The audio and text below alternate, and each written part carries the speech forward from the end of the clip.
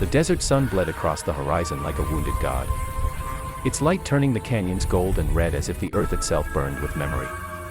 Dust spiraled in the wind, carrying the scent of dry sage, gunpowder, and the silence of endless miles.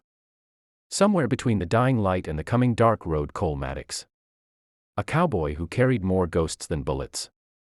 His face was carved from years of sun and solitude, eyes as cold as the steel at his hip. Once, he'd been known as the Lone Star Rider, a drifter whose reputation stretched from Texas to the Rockies, fastest gun in the West. Heart long since turned to stone. But tonight, that stone heart was about to crack. He was tracking rustlers who'd stolen his best stallion, a black Mustang he'd raised since a colt. They were said to be Apaches, fierce, silent riders who knew the land better than any white man alive. Cole didn't care about politics, only justice.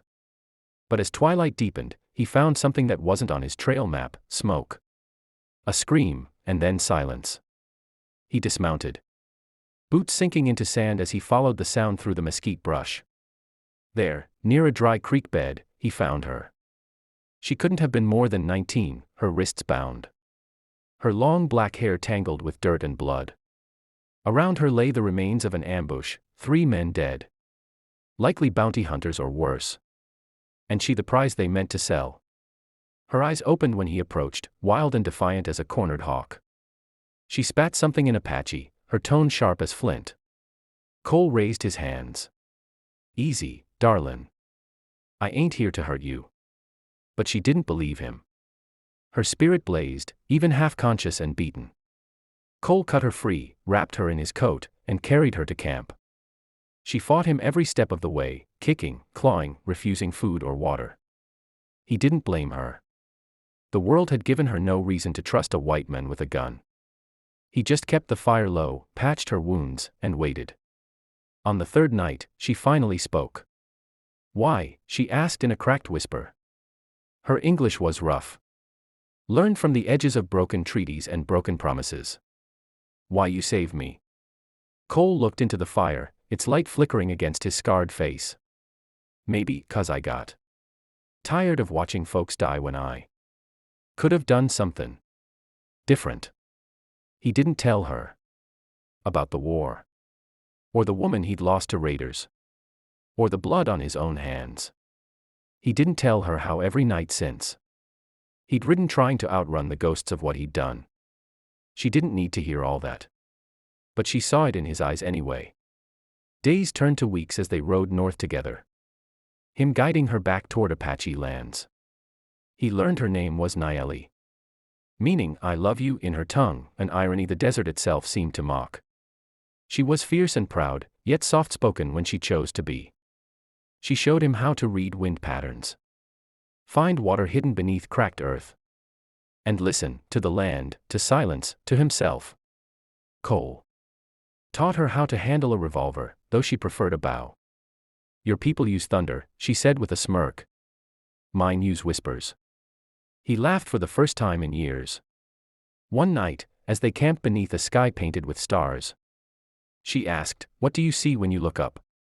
Cole took a long drag of his cigarette, then said, "I see all the souls I sent up there, waitin' on me."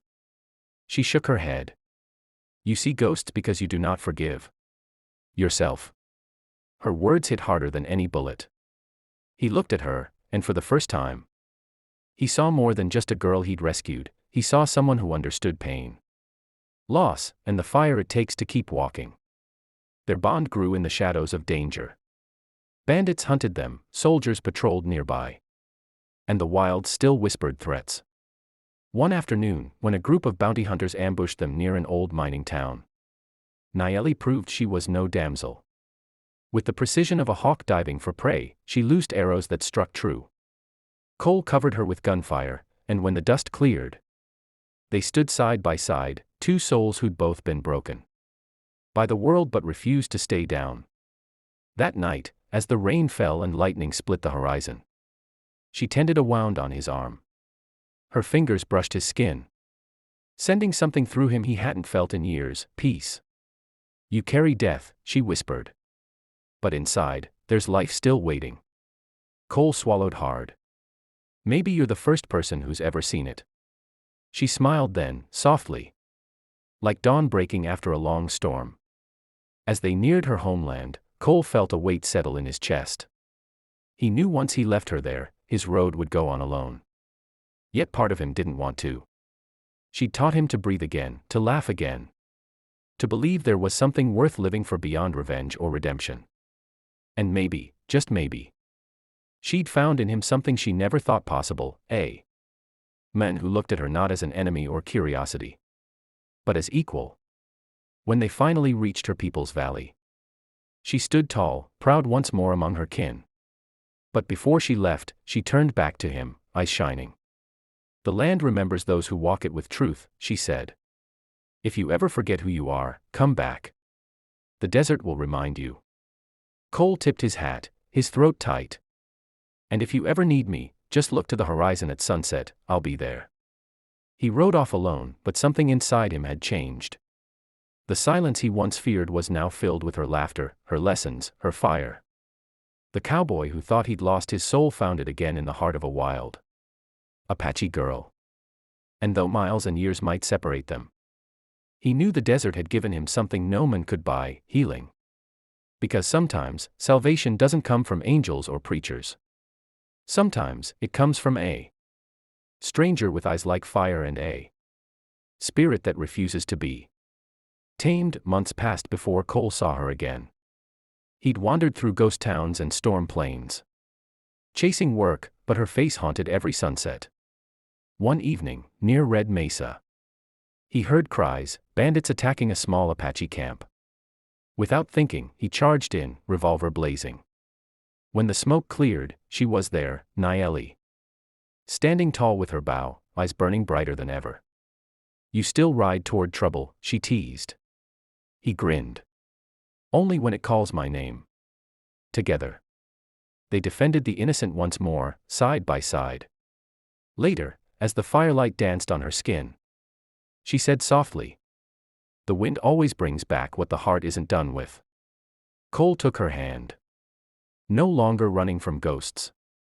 This time, he rode toward love, toward healing, toward forever.